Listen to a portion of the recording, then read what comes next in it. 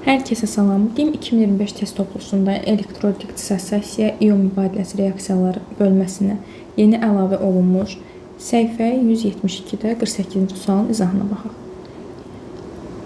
Demək, bizi duz verib X bromid. Bu duzun suda məhlulun həcmi, qatılığı və duzun dissosiasiya dərəcəsi məlumdur. İndi A-nı hesablamalıyıq. İlk olaraq verilənləri yazaq. Suda məhlulun həcmi V bərabərdir 0,5. Məhlulun qatılığı C bərabərdir 1-ə, dissosiasiya dərəcəsi alfa isə bərabərdir 20%. Və A-nı tapmalıyıq. A da nədir? Yəni, brom mənfi ionlarının miqdarıdır.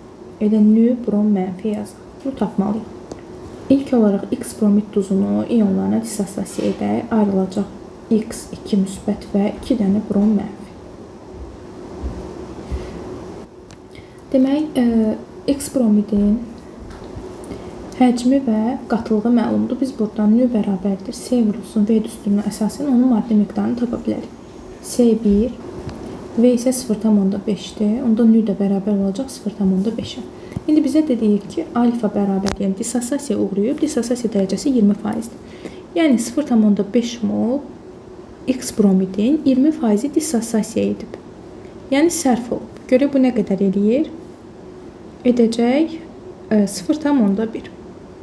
Biz bunu tapdıq. İndi yerinə yazaraq nü brom mənfi ionlarının sayını tapa bilərik.